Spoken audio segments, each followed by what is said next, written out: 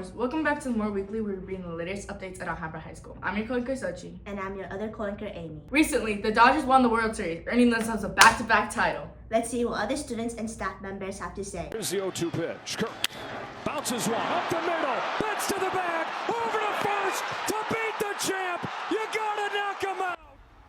Last Saturday, Los Angeles baseball team the Dodgers won the 2025 World Series in a dramatic game against the Toronto Blue Jays, giving the Dodgers their 9th World Series title. Some students and staff have expressed their opinions in regards to the latest victory. Okay, what is your name and grade? I'm Raymond Pallone. I'm a senior. I'm Terry Portillo, and I'm a senior too. And how do you feel about the Dodgers win? Pretty amazing. Back to back, it hasn't been done in like 25 years. It's, I wish I stayed home to watch the game, but had to go out for homecoming. I watched every single game. I was rooting for my team. I thought we were gonna lose that 7th game, but it ended up being a nice win. Hi, what is your name? Hi, my name is Mr. Wang. I'm one of the counselors here at Alhambra High School. How do you feel about the Dodgers' latest victory?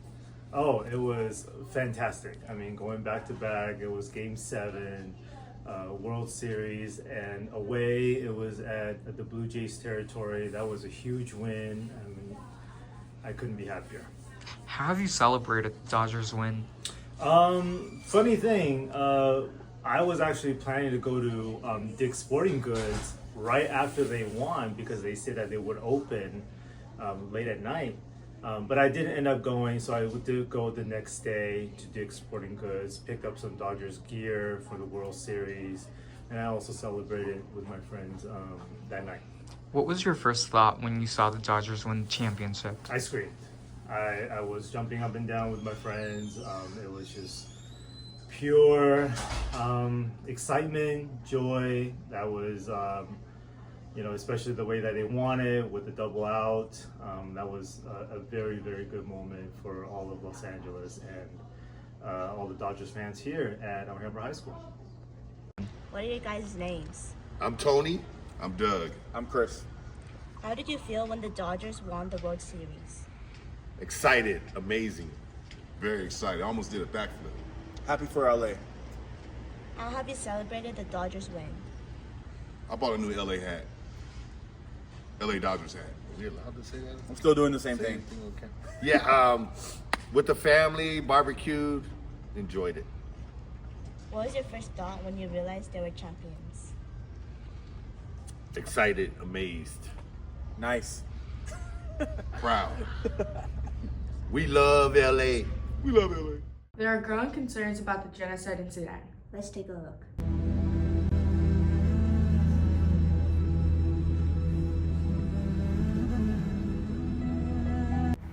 In the Sudanese city of Al Fashir, drone images have revealed signs of mass killings, rapes, and attacks against civilians. Hundreds have been reported dead, and sadly, this tragedy is just one part of a devastating civil war that has been tearing apart the African nation of Sudan since 2023. In order to understand how this war began, we have to go back to 2019, when Sudan's longtime dictator Omar al-Bashir was overthrown in a coup. After that, two of the nation's most powerful generals, Abdel Fattah al-Burhan, who leads the Sudanese armed forces, and Mohammed Hamdan Dagalo, also known as Hemedti, who commands the Rapid Support Forces, promised to guide Sudan toward a new democratic future. That promise fell apart in April of 2023 when the two leaders couldn't agree on how to share power or combine their forces. Their disagreement exploded into open fighting, marking the start of Sudan's current civil war.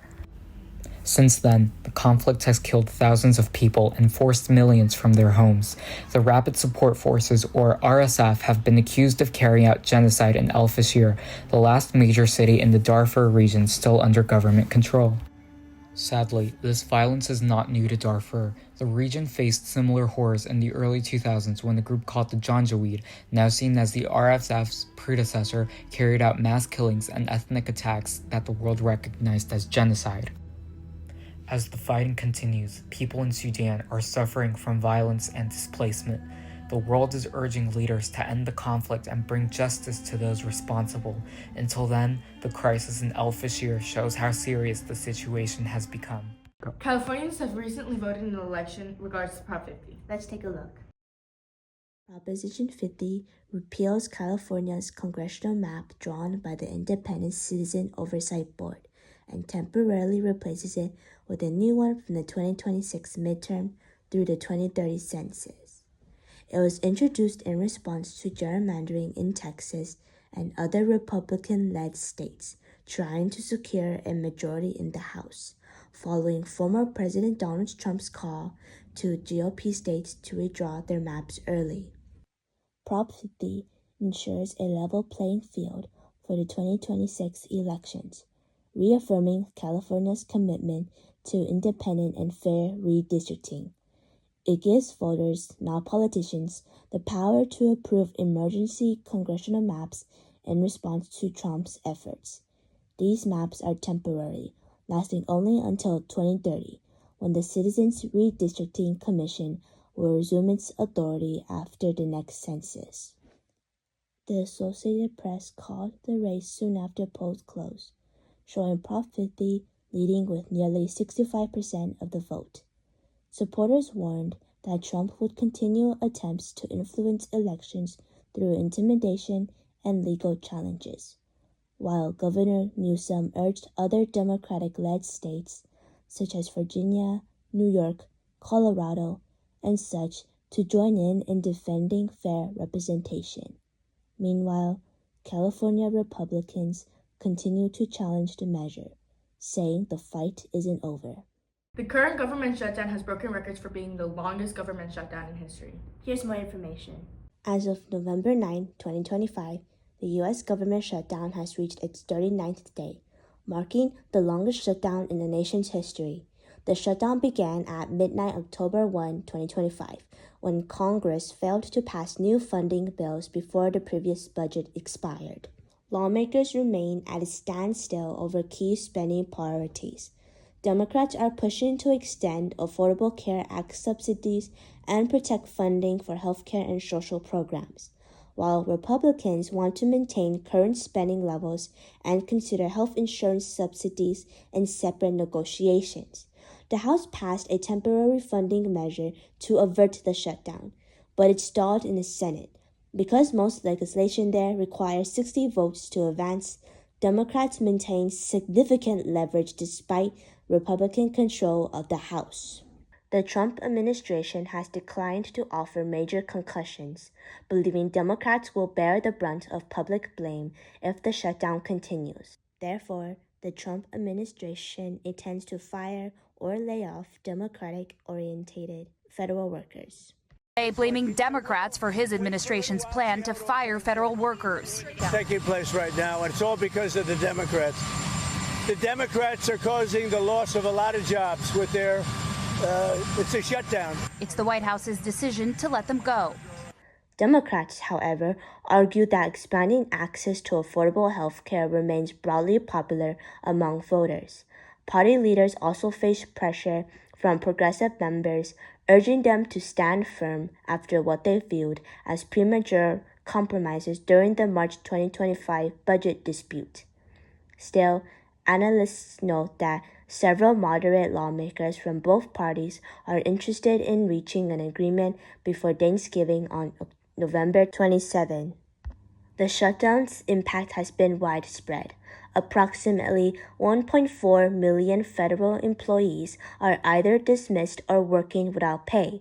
The Transportation Department reports thousands of flight cancellations and delays due to a shortage of air traffic controllers, with domestic flight operations reduced by an estimated 10%, creating significant travel disruptions ahead of the busy holiday season. Funding for the Supplemental Nutrition Assistance Program, or SNAP, has also been lapsed, threatening food assistance for more than 40 million Americans. Social Security and Medicare benefits continue to be distributed, although some administrative services have been delayed. Federally funded preschools and several major national parks, including the Washington Monument, remain closed. Negotiations appear to be gaining momentum. GOP leaders are now pushing a funding bill forward after the Senate took a key step last night toward reopening the government. 8 Democrats joined Republicans in advancing the measure, which has been endorsed by the White House in exchange for a future vote on extending Affordable Care Act subsidies. The Senate must now decide how long to continue debate before holding a final vote, while the House prepares to reconvene and adopt the deal before sending it to President Trump for his signature. The Alhambra Moors football team celebrated homecoming with a strong 57-0 win over Mark Keppel's Aztecs last Friday night. The Moors took control early, scoring 28 points in the first quarter and 23 more in the second, heading into halftime with a 51-0 lead. Senior quarterback Brian Leonard completed all 5 of his passes for 144 yards and 2 touchdowns, while Halen Sang ran 3 touchdowns, including a 36-yard play that had the crowd cheering. Alhambra now moves on to Division 14 playoffs, where they'll host Bassett High School this Friday night. Go Moors!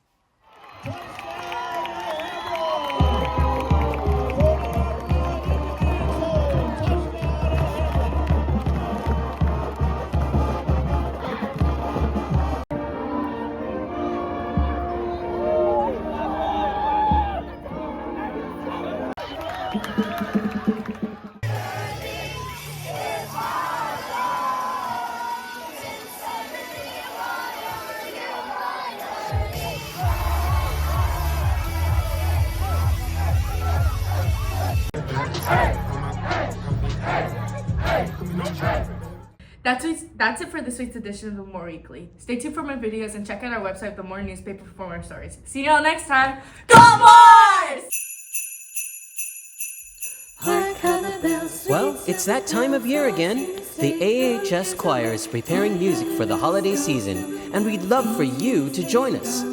We meet every Tuesday after school in the choir room, the room next to the band room in the M building.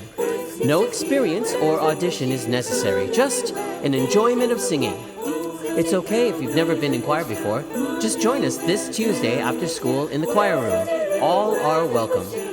If you have any questions, you can email me, Mr. Chen, at chen_samuel@teachers.ausd.us. So, if you'd like to join us in singing songs for the holiday season, come by Tuesday after school, 3:45 to 4:30 in the choir room, M5. See you there!